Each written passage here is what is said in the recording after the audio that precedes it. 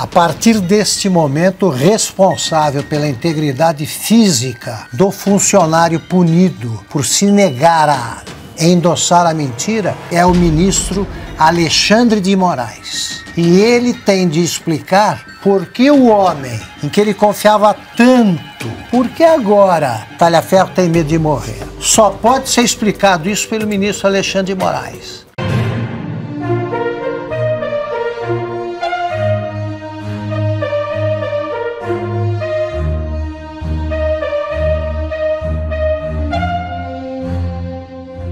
Glenn Greenwald reaparece no Senado e detona Moraes com revelações chocantes. Isso mesmo.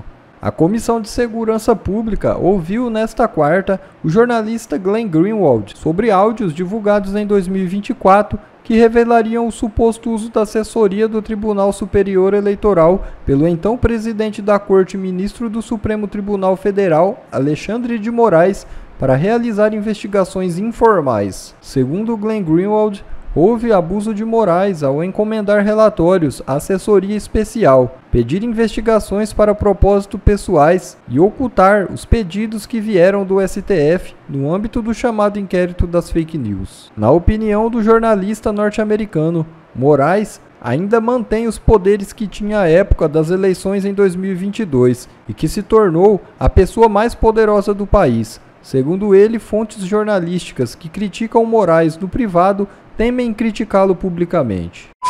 Moraes falta a audiência de comissão no Senado e senadores detonam. A atitude do ministro foi vista como uma forma dele fugir das explicações. Isso mesmo. Senadores criticaram nessa quarta a falta do ministro do Supremo, Alexandre de Moraes, em sessão da Comissão de Segurança Pública do Senado. Moraes havia sido convidado para falar sobre a suposta solicitação de seu gabinete, de maneira não oficial, de relatórios relacionados à desinformação, especialmente durante eleições de 2022. Senadores também queriam que o ex-assessor do TSE, Eduardo Talhaferro, explicasse ameaças de morte que teria recebido. Por se tratar de convite, Moraes não era obrigado a comparecer, o que abriu brecha para o ministro fugir.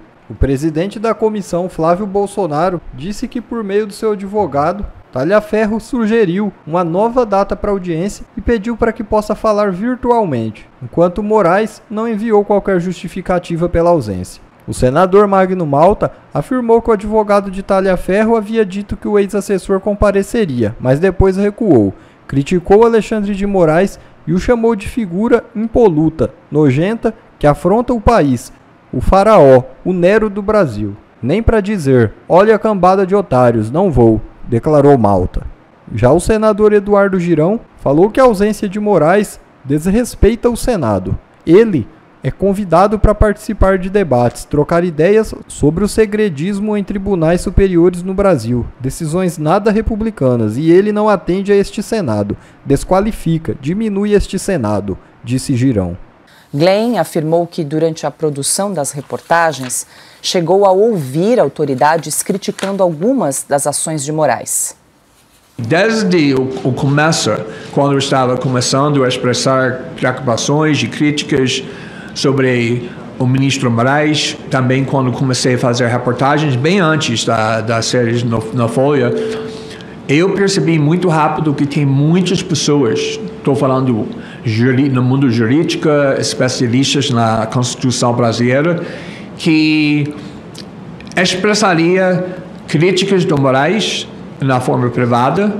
E quando perguntei, você quer manifestar publicamente para a reportagem porque isso está errado? Essas pessoas poderosas, pessoas com muita posição aqui no Brasil, disse não consigo.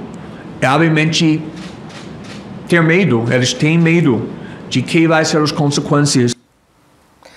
Glenn disse ainda que Alexandre de Moraes criminaliza o jornalismo e usou o cargo para censurar tudo o que ele queria censurar.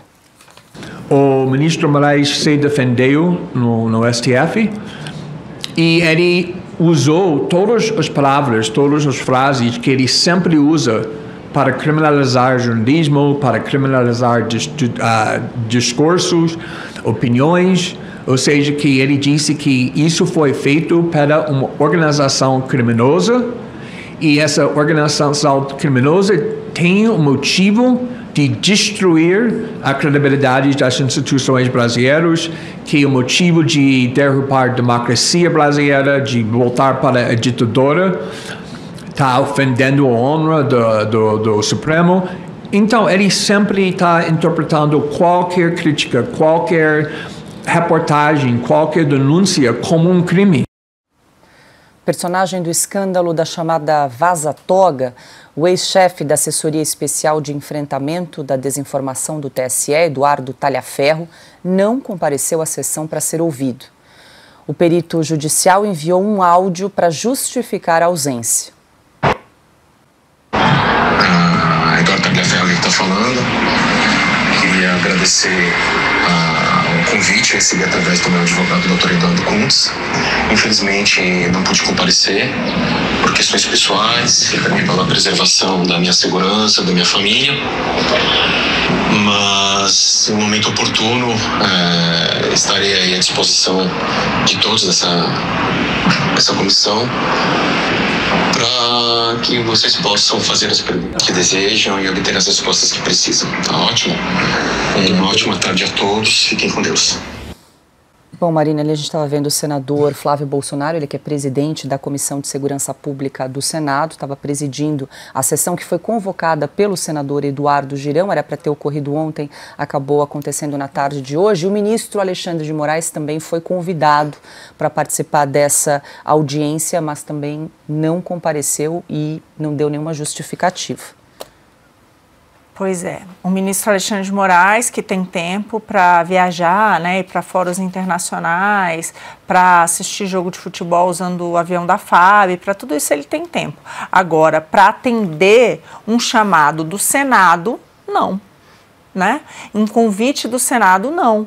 Por quê? Porque ele só está fazendo aquilo que ele sempre faz, que é o quê? Que é passar por cima do Senado. Né? Passar por cima de todos os eleitores que elegeram os 81 senadores. É isso que você faz quando você não atende um convite como esse. No caso do Tagliaferro, é impressionante esse áudio. Né? Ele repete aquilo que ele fala, que ele teme a sua segurança e da sua família. Agora num áudio enviado para os deputados. Então, isso, gente, é muito, muito grave. Os arquivos que vazaram dele falando do diálogo dele com a mulher pelo WhatsApp, né, falando que teme pela vida da família, tudo aquilo ali e que de repente foi indisponibilizado. Isso tudo é grave demais. Em que país que a gente vive que tem uma denúncia como essa e não é investigada? Os áudios anteriores, né, em que ele avisa que use a sua criatividade. O ministro mandava a gente ir à caça, né? E quando a gente não encontrava nada, ele pedia para usar a criatividade. Então, são denúncias gravíssimas. Ele precisa ser ouvido. Em qualquer país decente, ele seria ouvido. Mas no Brasil, não. No Brasil, agora, ele está sofrendo um processo administrativo. Né? Por quebra de decoro, por isso que ele falou. Olha o absurdo que a gente vive. Ao invés de conferirem o que ele falou, né? Todas essas declarações gravíssimas, não se consegue proteger o Tagliaferro a ponto dele ir num convite como esse. É esse, né, o país que a gente está vivendo hoje. Olha a ditadura que a gente está vivendo hoje, porque isso é coisa que ditadura vive, né? Isso não é normal. E a fala do Glenn evidencia, Paula, aquilo que nós todos sabemos, né? Ele está trazendo ali, ele está reforçando esses áudios, o que o Tagliaferro falou, o que tem acontecido, o fato que o ministro Alexandre de Moraes usa, sim, o medo para calar todo mundo. Ele falou, olha, falei com pessoas importantes, ninguém tem coragem de falar, né? Eles falam para mim que ele está abusando dos seus poderes, eles contam as versões, mas na hora que eu chamo para falar isso em público, ninguém tem coragem. Olha isso, a gravidade de tudo isso que a gente está ouvindo. Então, realmente um escândalo, é o maior escândalo que pode existir, gente. É a gente ver o Supremo, de fato, violando a liberdade de expressão, nesses inquéritos absurdos, com tudo isso que já foi vazado e até agora, que temos? Nada. Eu não tenho medo de dizer o que os senadores deveriam dizer hoje e repetir até o fim dos tempos. A partir deste momento, o responsável pela integridade física do funcionário punido por se negar a endossar a mentira, o responsável pela integridade física dele é o ministro Alexandre de Moraes. E ele tem de explicar por que o homem em que ele confiava tanto, né, a ponto de transformá-lo, de levá-lo para a cúpula dessa entidade fantasma que procurava censurar quem dizia a verdade e punir quem não tem medo do Supremo, por que agora o Talhaferro tem medo de morrer? Só pode ser explicado isso pelo ministro Alexandre de Moraes. É bom que o Congresso recupere a altivez a tempo. Antes de ouvir o Silvio e a Ana, deixa eu trazer aqui mais uma declaração, porque o nosso repórter em Brasília conversou com o jornalista, com o Glenn Greenwald, e o jornalista afirmou que as reportagens provam que o ministro Alexandre de Moraes tentou punir a revista Oeste, mesmo sem provas contra o veículo. Eu acho que os provas que o Alexandre de Moraes queria pegar ou punir a revista Oeste, mesmo sem evidência, as provas muito definitivas, muito claras. Foi isso quando foi dito, não conseguiu encontrar nada, então usa sua criatividade para pegar a revista Oeste, ou seja, que ele queria investigar e punir a revista sem saber nada que vocês fizeram na forma errada. E acho que a esquerda não quer levantar em qualquer jeito para reclamar sobre o comportamento do Alexandre de Moraes, porque ele é muito valioso para a esquerda, porque ele está censurando e punindo e até prendendo todos os adversários políticos da esquerda, ou seja, que ele é uma figura autoritária que cria muito benefícios para a esquerda. Tá aí, então, a leitura do Glenn Greenwald de toda essa situação. Por que não há uma investigação séria sobre esse caso gravíssimo, Silvio, envolvendo essa troca de mensagens aí de assessores do ministro Alexandre de Moraes? E a Marina falou sobre a segurança e a integridade física do Talhaferro. Eu lembro até na semana passada, o senador Eduardo Girão, quando convocou essa audiência, Silvio, ele pediu proteção para o Talhaferro, mas a gente percebe que ele segue ali com muito medo, com muito receio de falar. Até porque seria uma proteção temporária, uma proteção para a audiência, esse depoimento, vamos chamar assim, e não uma proteção permanente. Olha, eu acho que é tudo tão cristalino, tudo tão transparente, lúcido, para mim tá tudo muito claro. Eu não sei quem ainda tem dúvidas. O pouco que o Glenn falou, o pouco que o Tagliaferro falou naquele áudio exibido pelo senador Flávio Bolsonaro, para mim, é muita coisa.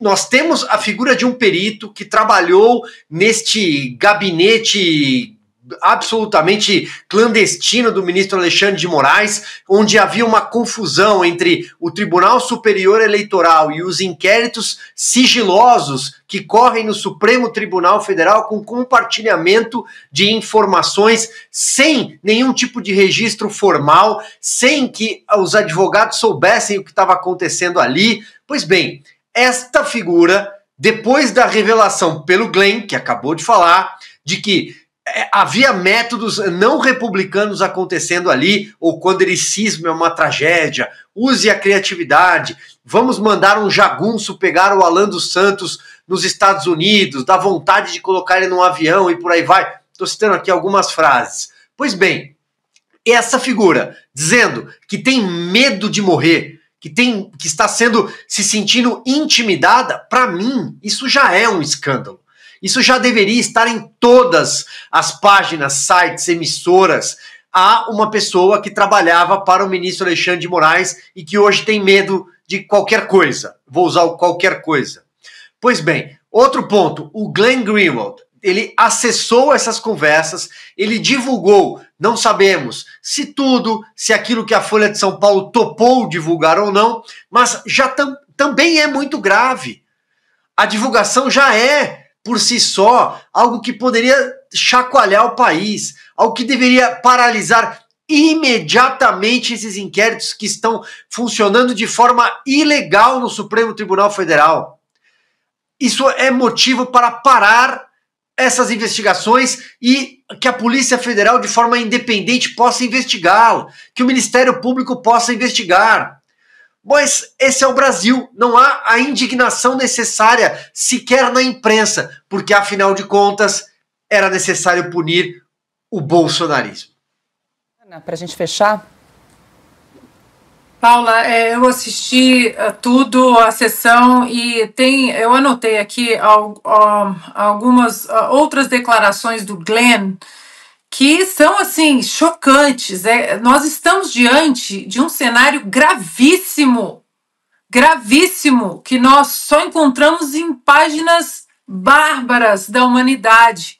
Eles falaram tanto, durante tantos anos, do tal gabinete do ódio, do gabinete paralelo. E o que é isso? O Glenn disse, inclusive, que houve orientação, vejam vocês, orientação vindo de cima para que ele não fosse chamado para depor a respeito do conteúdo das reportagens. E ele disse que isso é absolutamente inédito na carreira dele. Inédito. Nós estamos falando de um jornalista americano que está acostumado a cobrir dezenas e dezenas de cenários políticos, econômicos, sociais, de movimentos no Brasil, nos Estados Unidos, e ele dizendo que isso é inédito na carreira dele. E aí ele disse também que quando o ministro Moraes se manifestou pela primeira vez, ele afirmou inverdades, eram mentiras. Disse que todos os pedidos para investigar pessoas no TSE eram levados ao plenário do TSE, a PGR, etc.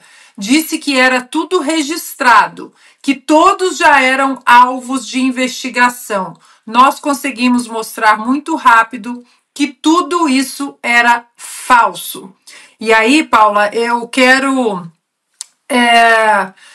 repetir uma frase dita por senadores congressistas americanos, tá? Diante daquele vídeo do ministro Alexandre de Moraes interrogando o Mauro Cid e fazendo uma pressão para que o Mauro Cid dissesse o que ele gostaria de ouvir, ameaçando a esposa do Mauro Cid, o pai, a filha. E eu acho que diante de tudo isso que nós estamos vendo e hoje, diante dessa sessão gravíssima dessa comissão do Senado, eu vou repetir o que os congressistas me disseram. Coisa de máfia. Não tem outra expressão. Agora a gente traz bastidores sobre o projeto de lei alternativo para tratar das penas dos envolvidos no 8 de janeiro.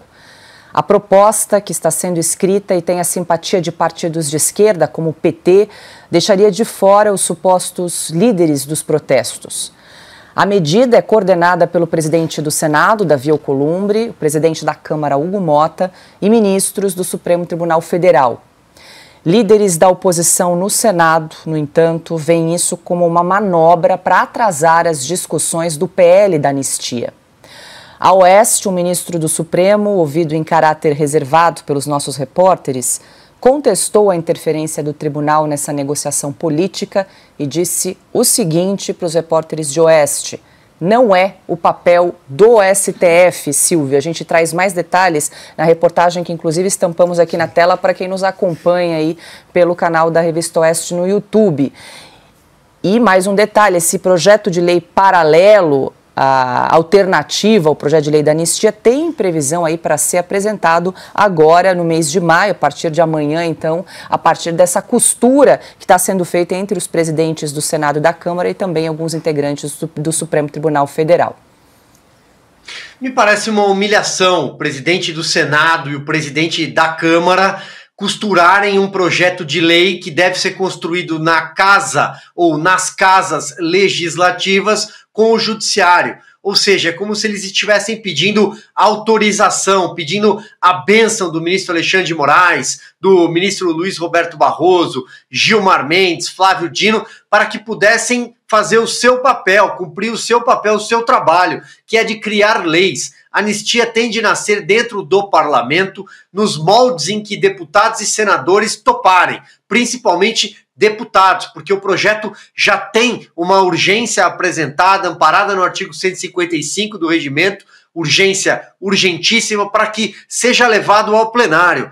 Portanto, a Câmara dos Deputados é a casa iniciadora. Aliás, já deveria ter acontecido antes, não fosse Arthur Lira ter paralisado esse caminho quando ainda presidia a Câmara. E agora o Hugo Mota, frouxo, ele simplesmente tenta tergiversar, empurrar, para usar aqui algumas expressões, porque ele ainda não disse não com todas as letras, mas não está cumprindo o seu papel de colocar a urgência em votação e depois o PL que a Câmara quiser. Tem nada de ter interferência de ministro do Supremo Tribunal Federal. Me parece uma indecência. É disso que se trata. Agora, veja, o governo topa votar uma anistia desde que o Bolsonaro seja preso, desde que o Felipe Martins seja preso, os auxiliares do ex-presidente sejam punidos. Bom, isso aí é o PT tentando achar uma saída para os ministros do Supremo que criaram o problema e para ele, PT, tentar tirar a bandeira do sem anistia das ruas, porque faz muito mal e vai prejudicar o partido nas eleições. Então eles já estão pensando no futuro, no ano que vem, e aí vão tentar achar um caminho, mas é daquelas coisas que a gente não deveria encarar com normalidade, como o restante da imprensa faz. Bom, pessoal, esse foi mais um vídeo. Eu espero que vocês tenham gostado. Se vocês gostaram, deixa o like aqui para fortalecer nosso canal. Logo eu volto trazendo mais informações da política para vocês. Um forte abraço, fiquem todos com Deus e até a próxima.